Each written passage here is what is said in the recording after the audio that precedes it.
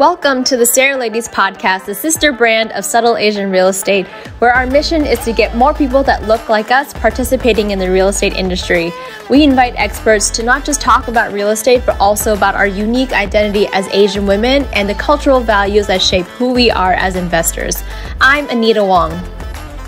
And I'm Tiffany Lee. We're both real estate agents and investors based in the Bay Area and New York City. Whether you're a seasoned real estate pro or just starting out, there's something for everyone here. So pour yourself a glass of wine or boba tea and join us as we celebrate the achievements and unleash the untapped potential of AAPI women in the real estate industry. Welcome to the SARE Ladies podcast. Now let's get on with the show. But first, a word from one of our fabulous sponsors. Learn how to invest in commercial real estate the right way. No fluff, just the truth. Retired software engineer turned real estate syndicator Tony Lin is the managing partner of Link Multifamily, where he helps folks invest passively while also teaching aspiring operators the ins and outs of the commercial multifamily space. Here's what one potential investor had to say about Tony's commercial real estate mentorship. Last year, I shadowed Tony on his latest acquisition, a 111-unit Class A property in Dallas, where he showed us exactly how he intended to execute his business plan. It was a great educational experience. Tony Lin and the Link Multifamily team love to share their recipe for success and empower you to do the same. To get in touch with Tony and his team, visit linkmultifamily.com. That's Link, L-I-N-K, multi, M-U-L-T-I, family, F-A-M-I-L-Y.com. Now on to the show. Holy effing shit. I'm not sure I'm going to be able to contain myself because today, SARE Ladies, it is Women's Month and we are 1 freaking year old now. Woohoo! Happy birthday, us. Yeah, we did become 1 year old around Women's Month. That was our first post on SARE. And I honestly can't believe it's only been 1 year because it feels like it's been 20 years with everything that we've accomplished in 2022 together. Yes. And I have all the white hairs to prove it. Yes. And we've never had a podcast episode with just us before. So I thought it might be a good chance for our audience members to kind of get to know us and to kind of shoot the shit between us and, just kind of learn about how everything came about, what we're really planning for next year, everything that we have accomplished. And so we're going to do something special today. We're going to be picking from a pile of questions and we're going to both answer them. So Tiff, are you ready? I am. Hit me, Anita. All right. So how did we meet and what was your first impression of me? Okay. By the way, guys, this is like take 2 of the podcast because I went. That's hopefully this is a more concise version. So Anita and I met on on our internal brokerage workplace group. And it was a mindshare group where, agents exchange ideas with each other. And I basically threw out a feeler to the entirety of our brokerage, which is a national brokerage, asking if anybody knew about real estate syndications. Huh? Yes. What happened? Yeah. Real estate hundreds of thousands of people. Hundreds of thousands of people. Nobody replied. Crickets, except for one lone psychopath, and it was Anita. and I'll add, I added a crazy gift to it of Willem Dafoe, so I can understand why people were just like, "What is wrong with this girl?" But the fact that Anita, I put a call out there for a soulmate, and Anita replied was our first. It was like our dating app swipe, and then we had a Google Meet shortly afterwards, and then that's when our real first impression happened. So Anita, what did you think of me during the Google Meet? Well, I just remember that you wore this Yale sweater, and then you're like, "Did you go to Yale?" As just a talking point. Anyone with something that says giant fucking letters on their chest should just be asked that question. And she's like, "No, I didn't go to Yale." And I was like, "She's a little weird." I will say, I am weird. Anyway. And it's true. I've now validated she is a little weird. Were you intimidated by the Yale sweatshirt, Anita? I was just asking a question. Honestly, Tiffany looked into it. She's like, she probably thinks I'm dumb now. I'm like, no, I just thank you. Just one of the people that wears sweaters. Like, I don't know. It's a good sweatshirt. Yeah. It's a good sweatshirt. I will add that I thought Anita was a little scary during our meeting. I actually thought you were much older than me. But it turns out I'm just immature and we're actually the same age.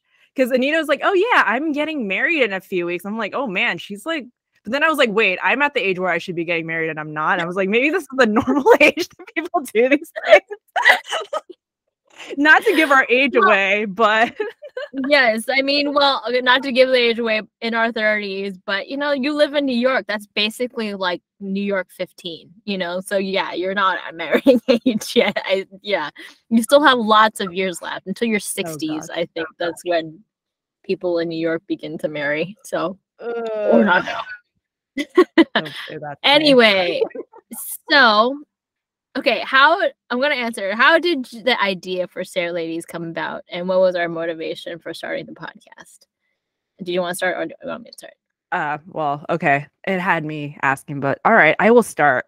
SARE Ladies came out from when we first started. I always wanted to start a podcast. I just didn't know what I wanted to do a podcast about, right? So I think that was my contribution to this was, I wanted to have a conversation with the wider audience, but in our first meeting, we actually found out that we both belong to subtle Asian real estate. That was our aha moment. If anything, our first impression led to that aha moment, and then that spiraled into like, oh, Anita is actually more involved in that group. Like you knew Annie and Nelson. Like you've actually met them in person. I've just known them because I'm on the East Coast through online, but you've actually gone to the meetups and you've had conversations with them. So Anita, tell me how you managed to finagle our way into their favor. I wouldn't say that, but I would say I had met Nelson once at that syndication conference that we had actually talked about, and then Annie actually lives really close to me. They're the founders of Subtle Asian Real Estate, and I have a passion for women empowerment, and I was saying Annie that I feel like there should have been some more women things and events or whatever happening within SARE, and the conversation sort of died off for a few months, and then after I met Tiffany, and we kind of had this same mutual like passion for API women. The podcast kind of came about, and everything subsequent, the field trips and all the events came about as well. And so yeah, it was really. And we kind of organically found our way well, you were big on the field trips, I will say. Like you spearheaded, like whereas I was like pushing really hard for the podcast, Anita was the one who was pushing really hard for the field trips. And that's what everybody I think remembers from 2020. If they don't, but I think it's like, that's not really yeah, you know what? I'm gonna stop saying for this take. All right, next question. What has been the most memorable moment from our journey, Anita? Our most memorable moment from our journey has, I think maybe for me, I think the field trip was probably most memorable because that was our first time that we actually, everything has been like on the podcast. We have been talking to basically industry experts like virtually, but the field trip was really the first time we met our entire group. Well, not an entire group, just a fraction of it really. And there was about 75 people that showed up into Dallas as a total. And we were all there, all API women, and we were just like traveling on these buses to go check out real estate. I think that was a big thing. I was just like, oh my God, we're doing this. And people are actually, I think the field trips came about was because we wanted a tactical way for women to learn to invest and learn about a space, learn about a city from industry experts. And the field trip was really that sort of way that we did all in a nice bow, and also had a really, oh yes, and one of my most favorite moments was doing the cheap house dinner in downtown Dallas. And it was just great because to me, like, I don't like our requirement that you had to wear your cultural outfit, and I've never worn like a cheap how outside of going to a wedding. I maybe have done that once, maybe. Anyway, we were like, where do I even find one? Everyone was like, where do I even find one? But then like when we showed up, it was just like such a beautiful moment of like everyone just flashing off like their, like the Korean hanboks. I was just like, this, everyone's so beautiful. I had Vietnamese out guys. Shout out to Vietnam. Yes. Yeah. Pretty. So my gosh, it was gorgeous. Yeah. That was a really great moment for me to see. I mad props, Anita, for the cultural evening event. Like Yeah, I would say that is the most memorable moment too, because it was great to see. I think for me, it was like the community that we had built around it, right? And all these girls that just knew of each other online, or maybe haven't known of each other at all, but just having the opportunity to just be with each other, like face to face, kind of gave you that extra oomph to like continue seeing each other online and want to like do partnerships with each other. It's this warm, it felt like a family reunion, right? That's it felt like a bunch of cousins getting together and having a I don't want to say a costume party, but it was so much fun. No, it wasn't, I can't say costume, but it was very nice to be able to like wear clothing from our culture, because as you said, like, because we grew up Western, there's not a lot of opportunities to really embrace that side of us that way, and you gave us a platform to do that. And there's so many pictures. I love going through those pictures. Those are like my favorite pictures from the events. Yes, that's the most memorable moment from our journey. Maybe that'll be the lead photo for this podcast, is the photo of us kissing. Okay, then we didn't do that. Okay. I don't want to make it sound like we okay. Right, you know what? You didn't say we didn't do that, but what was your toast during that? We were joking about it, but like we were totally sloshed when we did that toast. I'm not even going to post that video online. We're just mentioning it on the podcast. Were we? Okay. Anyway. Oh my God. You were so drunk. All right. If you need to come to our next one, you will know. It's a really great time. So please come to our next field trip, because we got some plans for this year. What happens on sorority field trips stays at the sorority field trip. So my lips are sealed as to what Anita said. No, it's okay. All right. So what have you learned about yourself through this process? From a work perspective and being in a partnership together, in a business partnership together, it kind of reinforced that I can't do everything by myself. And I think that's an Asian like mentality that you grow up where you kind of have to be this 100% utility DIY machine. And I was like super burned out. And you also grow up in this culture where you get compared to your cousins all the time. And I've historically been terrible at group projects. So I think what I learned about in working with Anita is that yes, I can be in a partnership, but it's also exposed to me how I sometimes suck at being in a partnership, and there are things that I need to work on myself that may frustrate my partner. And it's like it's a invitation to personal growth. So that's what I've learned about myself. Anita, would you like to chime in? Yes. What did you learn about yourself, Anita? Oh, well, I think my favorite parts about this whole process has been getting connected to the other women and even other people that are so actively passionate about seeing more diversity in real estate. And so I didn't think that my cultural identity had so much to do with business, and how much of that does play a part into my investment career, really.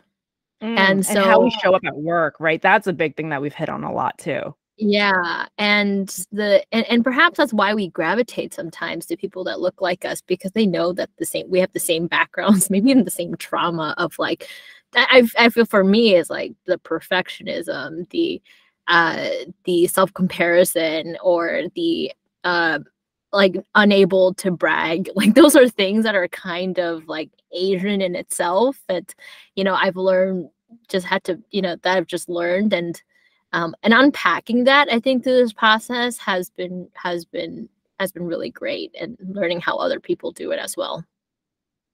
That's awesome. Yeah, and call back to the Yale sweatshirt. See, you were comparing yourself the whole time, and I totally disarmed you by saying, "No, I didn't go to Yale."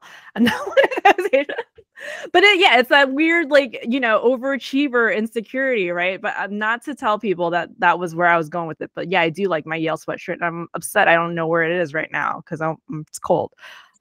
But yeah, I love that answer. That's what we've learned about ourselves. But all right, but Anita, answer that question more personally. Like, yes, it like, work style wise. I'm going to challenge you here because I do this to our guests. And what Tiffany have you learned about yourself? Yeah. So what have you thought about your relationship with me? It's our work anniversary. Okay. Got it. Well, I think to me, it's like I don't have a natural tendency to like to be funny whatsoever. Really, I think I tend to be serious and a bit more of that like stand on your soapbox and women empowerment and like that kind of thing.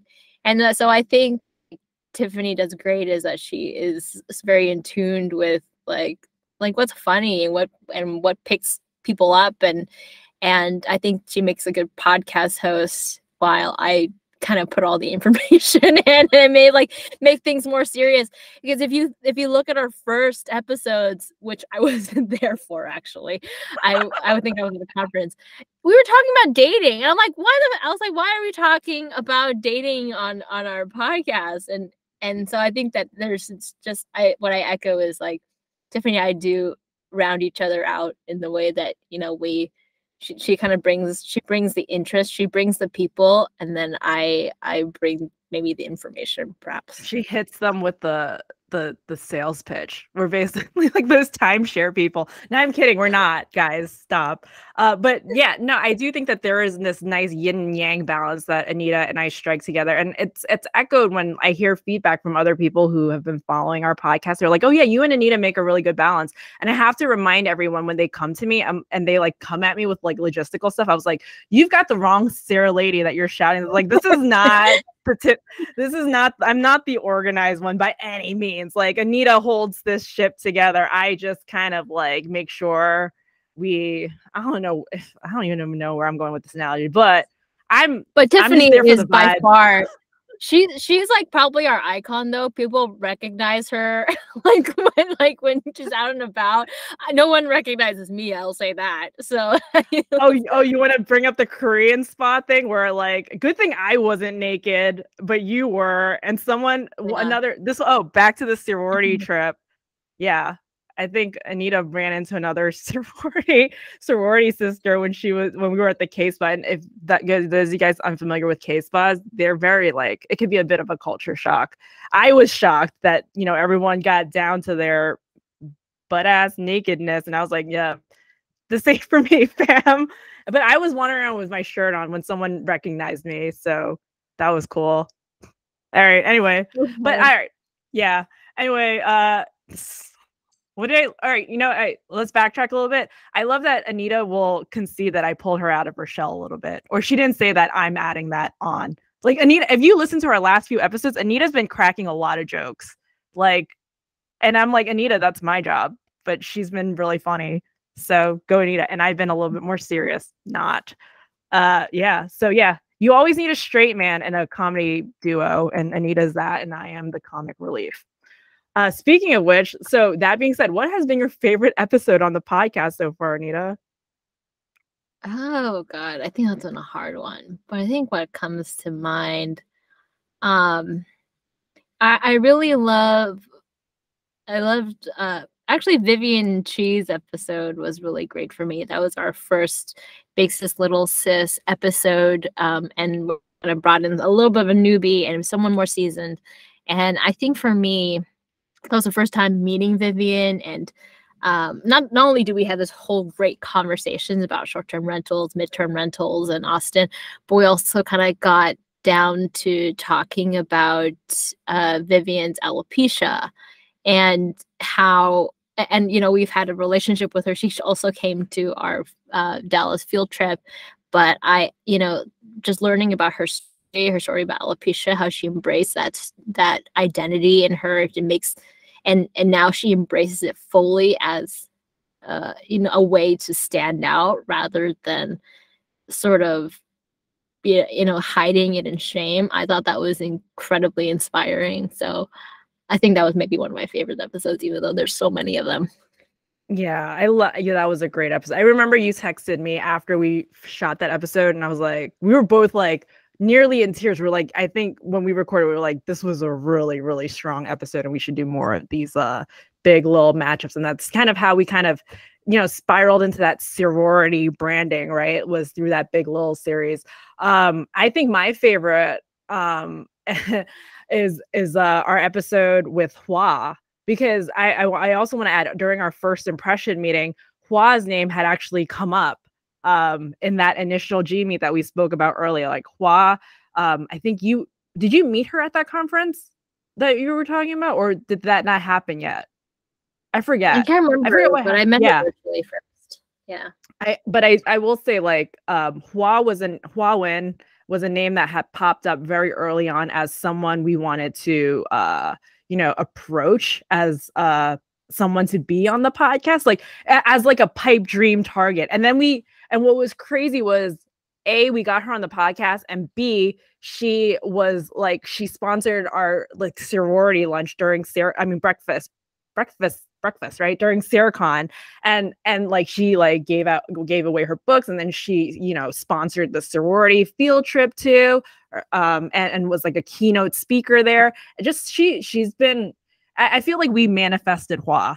Like, and I think having her on the podcast solidified that. And she was so fun. She's such an amazing speaker. Her story is so touching. Like, I have not laughed harder. And I'll even say, like, even last month, she came to New York City and I had dinner with her. Like, within 1 year, like, it was almost like from Anita's lips to like God's ears when we like said, wow, when. And she's like the SARE lady, like fairy godmother, I would say, of, helping us, get as far as we have, and bringing together all these other amazing women. She's been very magnetic in that. So definitely would say my favorite episode was when we spoke with Hua. And one of my old profile pictures was like me being shocked at something crazy she said about being an eye doctor student. Oh, I didn't realize that. Yeah, that's where that was from. Hey, we're going to take a little break, but in the meantime, here's a shameless plug for one of our amazing sponsors.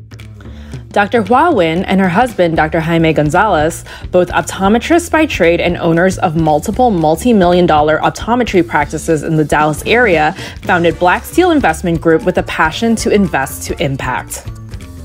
With the foundation forged on 3 pillars, integrity, community, and legacy, they put their investors at the forefront of everything they do.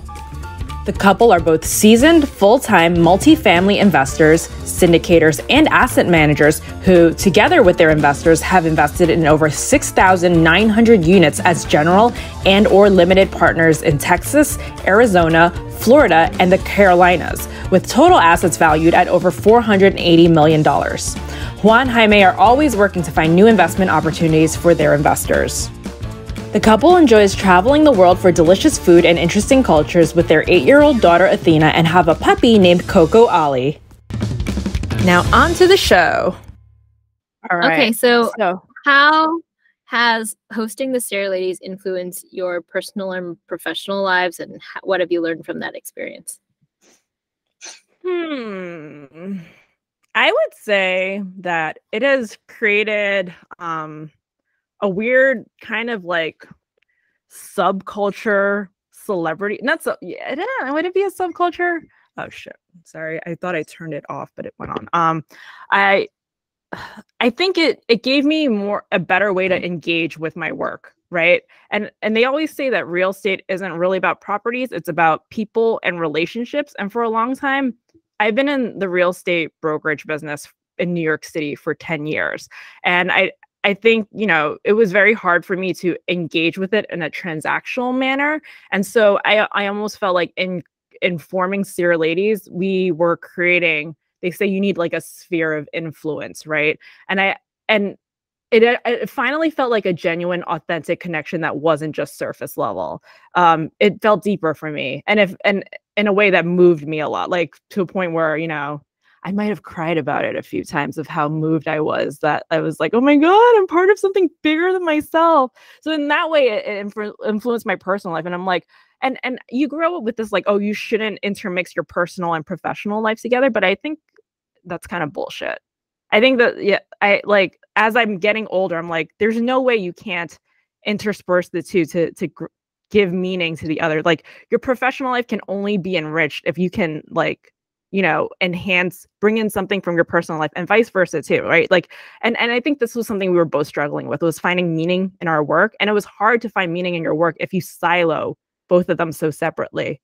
Right. So that's me. What about you, Anita?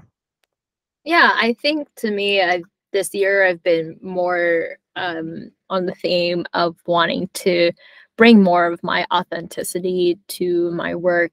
And I think that SARE Ladies has helped with bringing more meaning to my community and giving a lens and a platform really for us to talk about things that we've never even heard anyone else say, and to address like who we are, like specific problems that we have as AAPI women, and finding our identity in our real estate careers. And so I think that's been really great for me, and I think when we bring more authenticity to our work, I think the better the world becomes. So Aww. yeah. I'll even add to that, like the authenticity thing. Because you guys know I do comedy too. I think the SARE Lady, everything that Anita and I have talked about on a week-to-week basis about Asian American identity it's bled its way through into my stand-up material. And I feel like now I can kind of tell jokes that are unique to my experience, that like there's this thing in comedy where it's like you don't want to write jokes that other people can easily steal, right? And I think this has given me a more in-depth like take on myself that I can kind of like introspect and create something funny out of all the shared trauma and pain that we've all experienced, that, you know, no one has really talked about it except for maybe Ali Wong in stand-up comedy, where you don't see as much Asian American females, especially representation there, talking about these issues. And I think it has been really cool for me to be able to do that. So Anita, where are we going? As where are we going? As where are we a going? group. Yeah, I have been really excited with what we have done so far with the number of podcasts we've come out with, our weekly newsletters, our monthly newsletters. We have our accountability groups now. We have a partnership with Fractional. We have field trips. And so this year we're planning to do more. And of course, we can't do it alone. So if you're out there and you're interested and even just helping and contributing, we would really love your help. And we want to have more amazing women and men who to be on this podcast. And we will be at SareCon again this year. We're going to be doing field trips and more events this year, but we really need to hear about what you need, about what will be effective for you to help you take off with your career, to make you feel more authentic in your real estate investment career, to either get started or to help blossom. So if you are interested, please reach out. We're always available. So yeah. And even if you just want a friend to lend an ear, because some people have DM'd me, and I'm not going to name any names, but some of who. No, I'm just saying, like, sorority sisters, if you guys like, you know, the DMs true. Are hot and open. You feel free to DM me on Facebook or Anita, but probably me. If you need to let it. Anita's very busy, but Tiffany will always make time to talk about boyfriends and stuff. Anita, and he's like, do you need help with real estate stuff? But Tiffany will lend an ear and tell you how things are going. But no, on a serious note, like, yeah, you know, part of this, if in order for a successful business partnership, I think, to flourish, they say don't make friends with, you know, don't go into business with your friends. But I think the reverse is fine. Like, go into business with people, but these business people can become stronger friends because they have like shared value systems. And I think that's how Anita and I formed. I think Anita has become one of my best friends, but we weren't best friends first. It was, hey, let's be business partners together. And in that business partnership, we found a deep friendship. Like, it's almost like we put ourselves in an arranged marriage and found love somewhere down the line. Yes, she keeps insisting to call herself my work wife, and I'm like, okay, I guess so. Shut up. Yes. All right. What? Anyway. Yeah. She pretends like she doesn't love it, but she does. All right. So do you want me to wrap this up, Anita? Yes. I can wrap it up, actually. All right, you go ahead, Anita. You wrap it up. I do want to say a special thanks to Annie and Nelson and all of our sponsors who have made this whole year happen, to Mai Bahala and Dre Sabal for being so integral to our podcast, and all our guests that have been in helping us launch this and making this a really successful year. If you want to be on our podcast, please ping us.